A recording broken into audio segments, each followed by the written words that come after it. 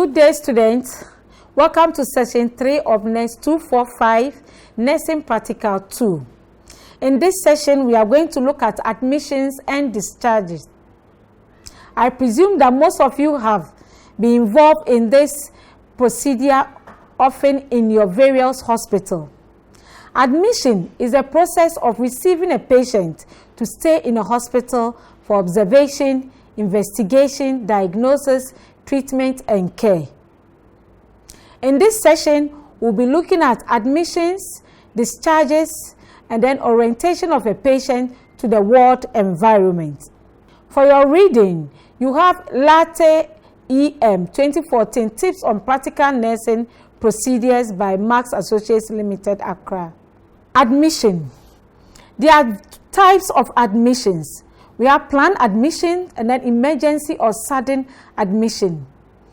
A planned admission is when a client is being informed ahead of time to allow him or her plan or prepare for the admission. Anxiety level is reduced.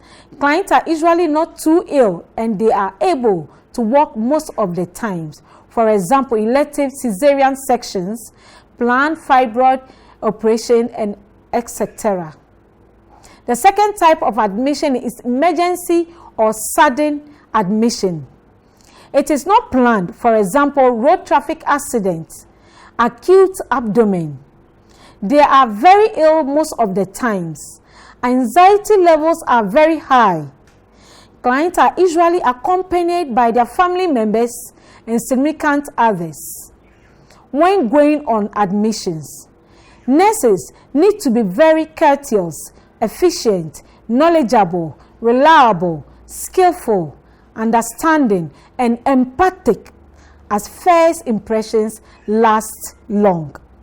The general objectives of admissions are to allay fears and anxieties of patients and relatives, to create rapport between clients and families and the health team, to collect relevant data, to orientate clients to the new environment, to use the nursing process to help patients meet needs and solve problems, to prepare client towards his discharge, and finally, to collaborate with clients in planning and providing comprehensive care. What are the requirements for admission? You need an admission bed, a clean tray for vital signs containing the thermometer in a dry container, a syringe, a stethoscope, a gallipot with a clean water, a gallipot with a cotton wool swab, receiver for salt and used swabs, blue and red pens, watch with a second hand or pulsimeter, a TPR chart, a measuring ruler, admission and discharge book, changes book, a ward state form or sheet, an hour report book, the client folder, and then the various documentation papers, admission papers, vital sign papers, medication charts, nurse's notes, front index sheet, and a fluid chart. And then also 24-hour report book.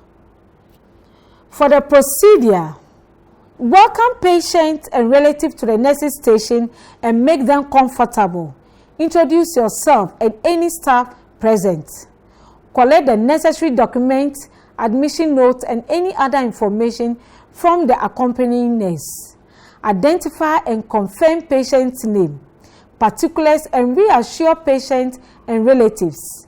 Send patient to bedside and introduce him to other patients near him. Be in bed or sit in bed.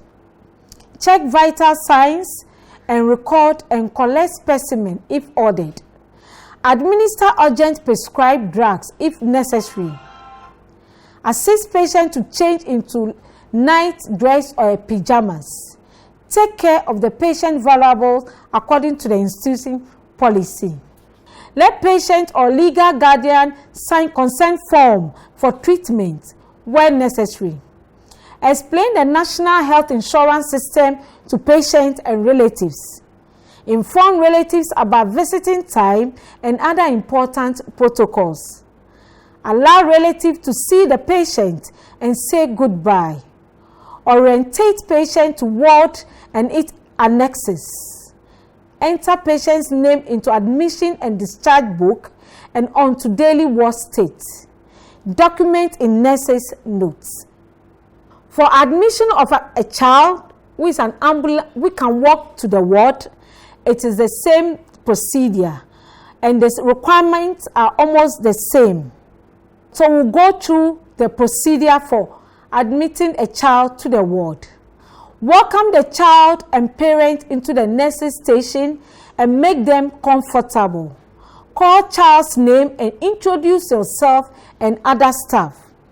Present to them and reassure them for their support during admission.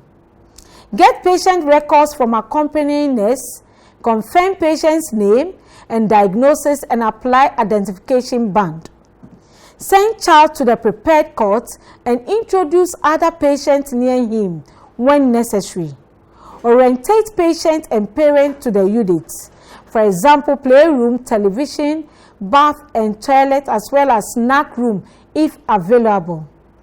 Encourage parents to bring child's favorite toys to make child feel at home. Inform parents to bring learning materials, for example, school books and other play books. Check vital signs, weight, height, and record and collect specimen if ordered. Administer urgent prescribed drugs. Assist patient to change into pajamas or hospital wear. Educate child on how to call nurse and emphasize the willingness to meet his needs at all times. Explain the hospital ward policies, for example, visiting time, national health insurance policies to the parents. Let parent or legal guardian sign consent form for the treatment. Enter patient's name into admission and discharge book and onto ward daily birth state and document on nurse's notes. Use the nursing process to plan care for the child. Admission of a seriously ill child. For the requirement, which is also similar, you need a prepared cot, a clean tray for vital signs containing the following: the thermometer in a container, a galley pot with clean water, a galley pot with cotton wool swab, receiver for a swab or used swabs, and then also you need a sphygmomanometer. If there are one for pedis, you need one. A watch with a second hand or pulsometer, a TPR and BP chart for the vital signs, measuring ruler, admission and discharge book, changes book, ward state form, sheet R report book, client folder, and then the various papers for admission. Also, you will need your blue and red pens, a weighing scale, and then a 24-hour report book. For the procedure, welcome the child and parents and put child into court and direct patient to wait in the day room whilst taking care of child. Collect the child's folder quickly, confirm name, diagnosis, and immediate treatment. Administer immediate treatment or perform the necessary resuscitation. Check vital signs, weigh and record. Take a brief history of patient's condition from parents. Allow patient to see where child is lying and orientate patient to the unit and its annexes. Explain ward and hospital policies, visiting time, national health insurance scheme, meals time, and etc. to them. Encourage parents to bring child's favorite toys and find out child's likes and dislikes. Guide parents to sign consent form for treatment if necessary. Enter patient's name into admission and discharge book and daily ward state. Document on nurse's notes and use nursing process to plan patient care. Our next topic under admission and discharge is discharging a patient from the hospital. Discharge planning is a centralized, coordinated, multidisciplinary process which ensures that the patient has a plan for continuing care after leaving the hospital.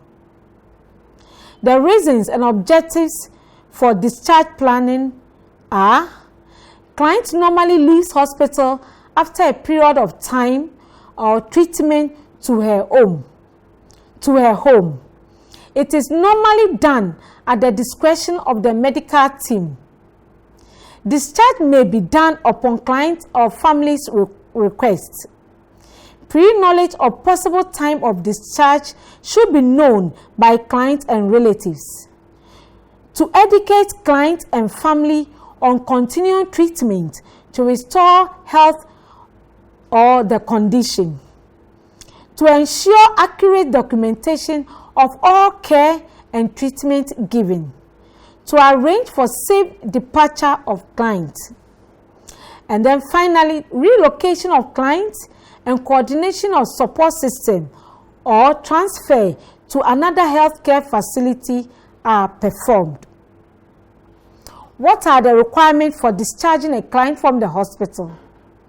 You need a 24-hour report book, the changes book, admission and discharge book, your ward state, the client folder, the discharge papers, medication and notes, nurse's notes, client drugs, trolley with the following items: a plastic bowl or a bucket with decontaminant, utility glove, a duster, linen, receptacle, or a bin. For the procedure, ensure that the discharge papers are duly signed by discharging doctor. Inform patient about discharge. Ensure that the patient's hospital bill is assessed and settled. Educate patient and relatives on need for continuing treatment and follow-up care. Record all receipt numbers in admission and discharge book and hand over receipts to patient or relative. Collect drugs for patient from the pharmacy. Explain how drugs should be taken. Help patient to pack his belongings. Hand over any valuable in the nurse's custody to the patient or relatives and record this against a witness signature. Remind patient and relatives of the review date and stress its importance. Thank and bid them goodbye. Document in the admission and discharge book, daily ward state, and the nurse's notes. Ensure linen are removed, bed and lockers decontaminated. For our next topic is under admission and discharge, we have orientating a patient to the ward environment. The objective for orientation is to familiarize the ward environment, and then 2, to create rapport between clients and health staff, and thirdly, to allay worries and anxieties. The requirement for orientation: nurse's notes, the 24-hour report book, and then the changes book. For the procedure, establish rapport with patient, mention the name of the ward to him, introduce patient to the ward staff around and other patients, show patient the nurse's office, show patient his bed, show patient the bathroom and the toilet, show patient the kitchen and the day room, show patient his cupboard and the bed locker, inform patient of the ward activities, inform patient whom to contact for any information, encourage patient to ask questions and answer correctly and tactfully, thank patient and put him to bed. So in summary, we have looked at admission and discharges, the requirement for admission, the requirement for discharges, and then how to orientate a patient on the ward. For your references, you have latte, Tips on Practical Nursing Procedures, Nicole, Bevan, Kran, and Anderson, 2008, Essential Skills Handbook for Nurses and Midwives, and then Standard Procedure Manual for Nurses in Ghana. Thank you.